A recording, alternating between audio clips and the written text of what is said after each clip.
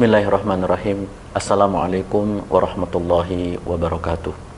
Alhamdulillahirabbil alamin wallazi anzala sakinata fi qulubil mu'minin liyazdadu imanan ma'a imanihim. Allahumma shalli wa sallim wa barik ala sayyidina Muhammadin wa ala alihi wa ashabihi ajma'in. Amma ba'du. Sahabat CBTV yang dirahmati Allah Subhanahu wa taala. Tentu kita pernah mendengar suatu kisah yang diabadikan dalam sejarah. Kisahnya Utsman bin Affan radhiyallahu anhu dengan wakaf sumur rumahnya.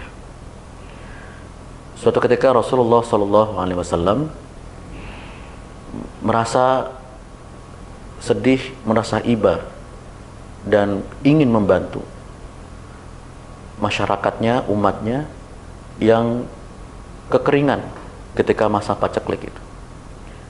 Ada satu sumur milik orang Yahudi yang dia menjual harganya dengan mahal, menjual harga airnya dengan mahal, yang tentu memberatkan kaum muslimin di masa itu. Lalu Rasulullah SAW mengatakan kepada para sahabat, siapa di antara kalian yang bisa memberi sumur orang Yahudi ini, maka jaminannya adalah surganya Allah Subhanahu wa taala. Lalu sahabat pun merespon. Sahabat Utsman ibnu Affan radhiyallahu anhu meresponnya. Kemudian dengan menghadap pemilik sumur orang Yahudi tadi untuk menawar harga dengan harga yang tinggi untuk bisa membeli sumur tersebut. Walaupun sudah ditawar dengan harga yang tinggi, sang pemilik sumur orang Yahudi ini menolaknya untuk dijual seluruhnya. Dia hanya mengizinkan untuk dijual separuhnya karena dia menganggap bahwa kalau dijual seluruhnya dia nggak punya aset lagi untuk dilakukan bisnis airnya. Lalu karena Utsman bin Affan ingin mengambil keutamaan dari sedekah jariah ini, maka dibelilah harganya sumur tersebut dengan separuh. Jadi separuh milik Utsman, separuh lagi adalah milik orang Yahudi tersebut. Lalu dibuat perjanjian bahwa mengambil air sumur tersebut itu satu hari adalah kaum muslimin, satu hari adalah orang Yahudi tersebut. Jadi satu hari miliknya kaum muslimin, satu hari miliknya orang Yahudi. Kemudian disepakati kesepakatan tersebut, sahabat Utsman kemudian mengatakan kepada kaum muslimin, silahkan kalian ambil airnya, lalu jadikan persediaan kalian untuk 2 hari, karena hari ini adalah milik kalian, hari esok adalah milik orang Yahudi tersebut. Maka ambillah airnya untuk persediaan 2 hari. Setelah itu kaum muslimin ambil air untuk persediaan 2 hari. Setiap hari demikian. Tapi kemudian orang Yahudi ini ketika bagian dirinya, dia merasa tidak ada lagi orang yang mau beli airnya, karena kaum muslimin sudah mengambilnya terlebih dahulu untuk persediaan 2 hari.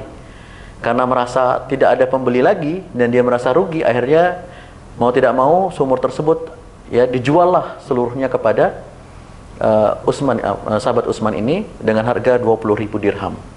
Singkat cerita, akhirnya sumur tersebut menjadi miliknya kaum muslimin dan dimanfaatkan oleh kaum muslimin dan orang Yahudi pemilik itu sendiri. Nah, hadirin sekalian dirahmati Allah Subhanahu wa taala. Lalu hari demi hari, tahun demi tahun, abad demi abad berlalu, sumur tersebut kemudian dikelola oleh kekhilafahan Utsmaniyah, dan sampai dengan sekarang terus dikelola, dikembangkan, hasil kawasan tersebut ditanami kebun, kemudian hasil kebunnya disedekahkan buat orang fakir miskin dan orang-orang membutuhkan. Kemudian sebagian dari harta kebun tersebut juga digunakan untuk